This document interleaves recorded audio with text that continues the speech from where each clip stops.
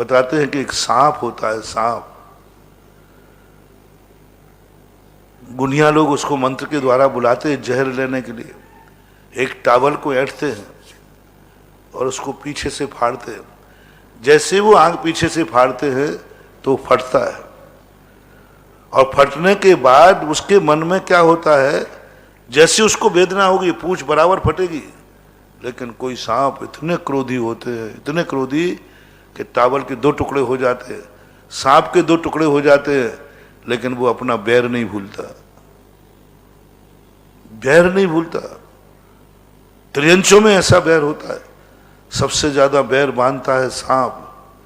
मारने से कुछ नहीं होगा, चिंता मत करना। आप सोच रहे हो कि मैं मार डालूंगा, ये आपका भ्रम है। सांप अगले भाव में और बुरी तरह काटेगा, वो बैर का बदला तो लेगा, क्योंकि वो क्रोध इतना उसका तेज होता है। 2 सांप जिस समय लड़ रहे हो, या तो वो लड़ते नहीं, लड़े तो जब तक एक मर नहीं जाता तब तक उनका युद्ध खत्म नहीं होता। नैनागिरी के अंदर एक बार 2 सांपों की लड़ाई हुई थी। सुबह जाकर के 9-10 बजे से लड़ाई शुरू हुई थी। शाम को 4 बजे तक एक सांप के एक ने टुकड़े टुकड़े कर मर गया, तब युद्ध समाप्त हुआ था।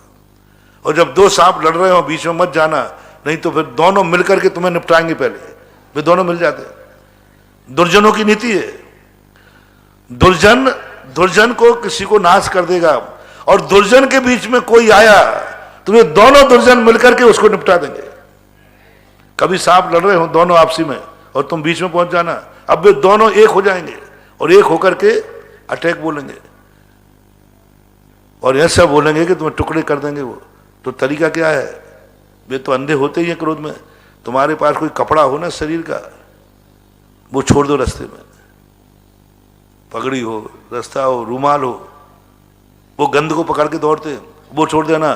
तुम देखना फिर दूर पे कहीं जाकर के उस कपड़े के टुकड़े टुकड़े कर देंगे वे दोनों मिलकर के। ऐसे टुकड़ा करेंगे, टुकड़े टुकड़े कर देंगे, क्रोध वहीं शांत हो गया।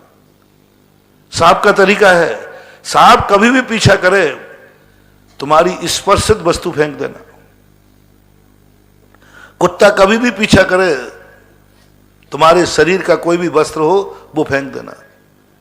कुत्ता, सांप, छिपकली, गोए, ये जितने जीव हैं, इनके जो क्रोध है उसके बीच में तुम एक कोई कपड़ा फेंक देना, लेकिन वो कपड़ा तुम्हारा हो, तुम्हारे शरीर से स्पर्शित किया हुआ हो, बस उसको फेंक देना।